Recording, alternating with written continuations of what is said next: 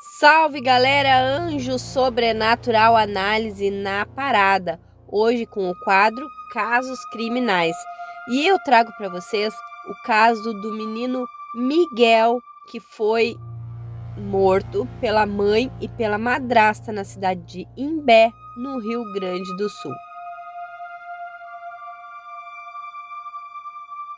O caso Miguel é uma tragédia que aconteceu em 2019 em Imbé, aqui no Rio Grande do Sul.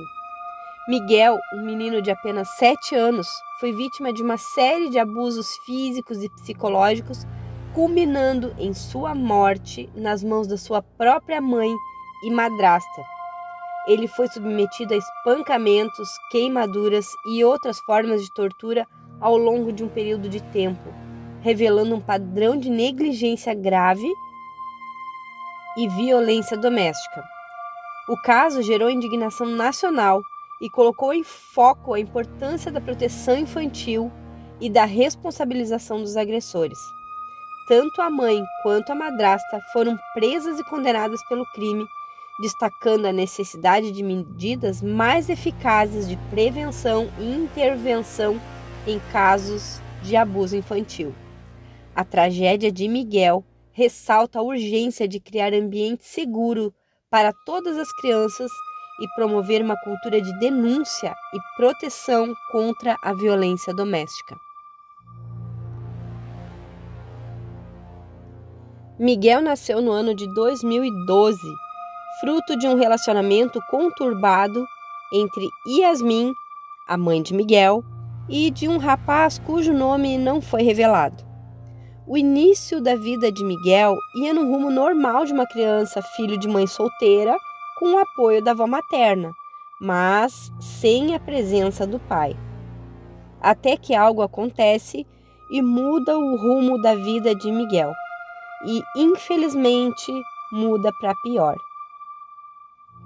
De Yasmin, não podia se dizer que era uma grande mãe ou uma mãe exemplar, mas a partir do ano de 2019, ela se torna bem pior, submetendo seu filho de apenas 7 anos a uma série de abusos físicos e psicológicos, juntamente com a sua companheira Bruna Natiele, a qual conheceu na internet e estava se relacionando há poucos meses. Ele foi submetido a espancamentos, queimaduras e outras formas de ao longo de um período de tempo, revelando um padrão de negligência grave.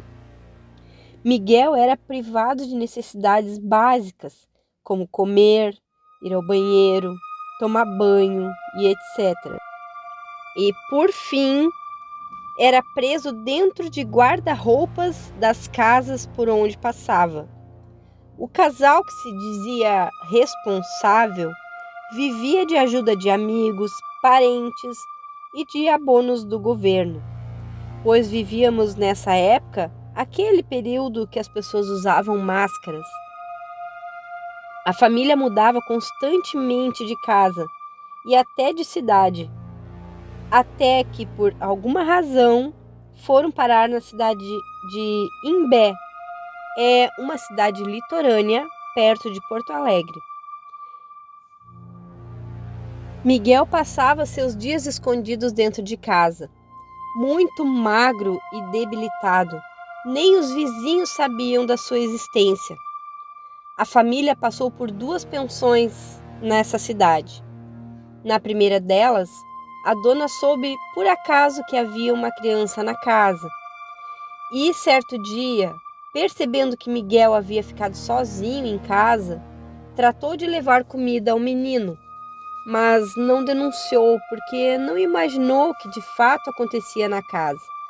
E Miguel também não contou nada. Na última pensão que moraram, a dona, uma moça chamada Kelly, só ficou sabendo da existência de Miguel dias depois que ele tinha perdido a sua vida. Segundo depoimentos prestados na polícia, a avó materna de Miguel, sem saber dos maus tratos, já havia manifestado interesse de conseguir a guarda do neto, visto que Yasmin e Bruna não mostravam interesse de ficar com Miguel. Ele, de certo modo, atrapalhava o namoro das duas e elas só pensavam em tirar ele das suas convivências. O problema é que o menino estava magro demais, debilitado demais, todo marcado pelos seus maus tratos. E elas se complicariam se entregassem ele daquela forma para a avó. E o processo foi se protelando até que o pior aconteceu. Mas Miguel ainda nutria a esperança que a sua mãe um dia se cansasse de ver ele sofrendo e cuidasse dele como um filho. Pobre Miguel, não imaginava o que ainda iria vir. Até que numa noite muito fria de julho, talvez a mais fria daquele ano, a vida de Miguel foi tirada dentro de casa, ainda de modo não esclarecido. Não se sabe se ele foi envenenado com doses de um certo remédio ou simplesmente se não resistiu mais à fraqueza e aos espancamentos e acabou por sucumbir. Yasmin e Bruna, então, constatando que Miguel não tinha mais vida, resolveram colocar o menino numa pequena mala e carregaram até o rio Tramandaí, que fica a umas 15 quadras da casa. Segundo Yasmin, ela abriu a mala e descartou seu filho no rio. E como se fosse um objeto, um mero objeto, algo não desejado como qualquer lixo, Miguel desapareceu rapidamente nas águas frias do rio. E até os dias de hoje, seus restos não foram encontrados. E até hoje, o inocente não teve um enterro digno.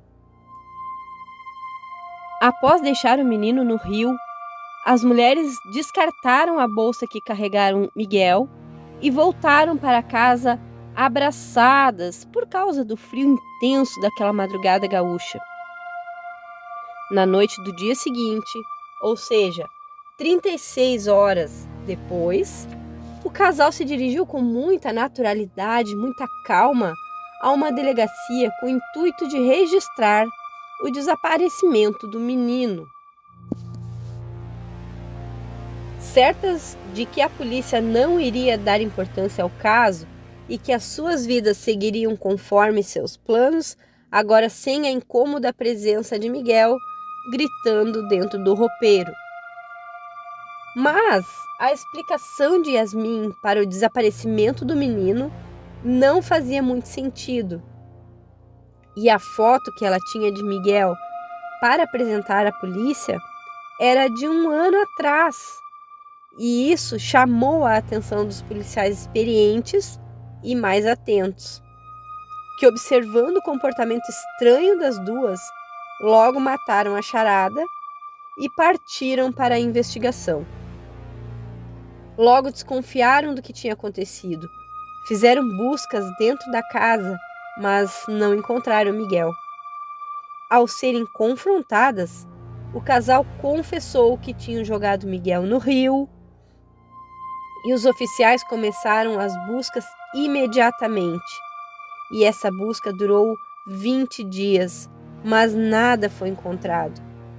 Isso gerou indignação nacional e colocou em foco a importância da proteção infantil e da responsabilização dos agressores.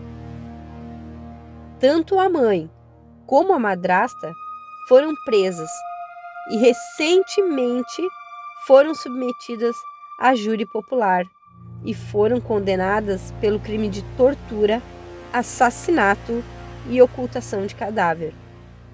Yasmin, a mãe, pegou 57 anos e Bruna, 51 anos de prisão. A justiça por Miguel foi feita. As duas monstras estão atrás das grades. Mas nada trará de volta a vida do Miguel, que não soube o que era crescer com saúde, com cuidados, com carinho.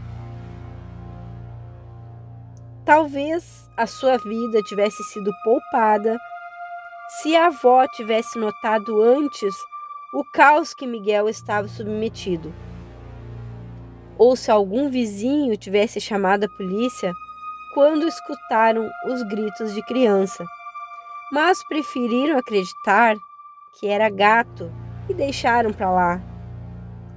Necessitamos de medidas mais eficazes de prevenção e intervenção em casos envolvendo os pequenos. A tragédia de Miguel ressalta a urgência de criar ambientes seguros para todas as crianças e promover uma cultura de denúncia e proteção contra a violência doméstica. Miguel não volta mais, mas ainda podemos salvar muitos outros Miguéis por aí. Não se cale, não deixe para lá, procure saber, denuncie.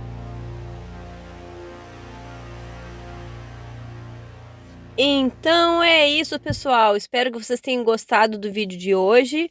Foi feito com muito carinho, com muita gripe também. Vocês vão estranhar a minha voz, mas vamos que vamos.